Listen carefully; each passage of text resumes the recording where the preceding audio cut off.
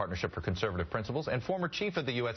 Office of Citizenship for President George W. Bush, Alfonso Aguilar, Democratic consultant with Impact Strategies and former executive director of the Congressional Black Caucus, Angela Rye, and, of course, the Washington Post chief correspondent, Dan Boss. Welcome all. Alfonso, this is two members of your party you're watching here.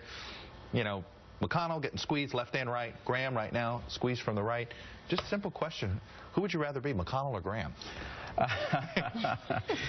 Well, I think they're both in tough races, but they both have a lot of political experience. Certainly Mitch McConnell has been in tough races before.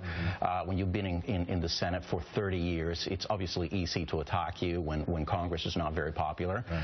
But I think at the end, with the support of Rand Paul, and Rand Paul is committed to helping Mitch McConnell, I think he will pull through. Same thing with Lindsey Graham. I think he's got a lot of experience. He knows the state. The folks in the state have a lot of experience with him. So at the end, he'll pull through. Angela, Democrats are very vulnerable in the Senate. There's a fairly easy, logical path for Republicans to get the Senate. But suddenly, if your party's able to upend a Kentucky, it throws the math up. Sure. I think what's interesting about the Kentucky race is that he's getting a primary challenger with the GOP, but also a Democratic challenger, and he's getting hit from both sides. So it's almost like Mitch McConnell's being painted as a moderate somehow at this point, which is very, very interesting. I certainly can't see it and couldn't see it before this weekend's Fancy Farm, but that's definitely how they're. Are Democrats going to find a candidate in South Carolina? I don't know. We'll see. We'll see. With Jamie's help, they might. You know, it's interesting, Dan, to watch this race in Kentucky, because I feel like it sort of lumps the entire what's going on here in Washington all in this one race. The fight for the soul of the Republican Party, and you know, McConnell's going to get pressured defunding Obamacare and stuff like that.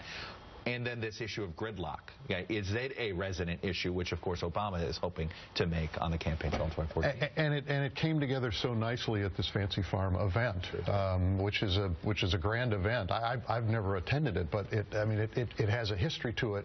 And as we saw from those clips, it is a raucous event. It's a little like Question Time in the British Parliament with people jeering and yelling. And, it's old school, right? It's back the way politics was practiced 30 and 40 and 50 years ago. And yet everybody, all three of the candidates really came ready to play. And so it says to you that this race is now teed up in a way that, you know, a week ago or 10 days ago it really wasn't. So the focus on this, and as you say, the implications of this are going to draw an enormous amount of attention. And this pressure that McConnell's going to feel. You know, Bevin is going to have no qualms. He talked about it in his speech. One of the clips we didn't play had to do with, you know, pressuring McConnell to say, hey, you know, go with Ted Cruz and Mike Lee on this issue of, you know, no budget, you know, no debt ceiling, no budget, none of this, if it includes funding the president's health care plan. And I think that's the difficulty that Republicans have. You have to show to please your base that you're being principled, that you're following conservative principles, but at the same time you have to show independence and the general American public that you can govern.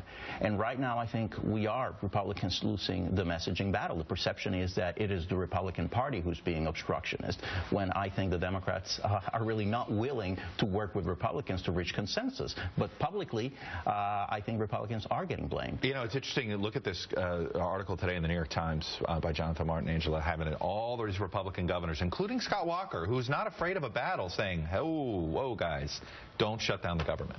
Sure, and part of it is, I think what's most interesting, again, going back to these Senate races, is that these arguments have traditionally been used about congressional districts. They're very gerrymandered, and now you see someone like a Mitch McConnell, someone like a Lindsey Graham facing congressional district-based arguments in their races.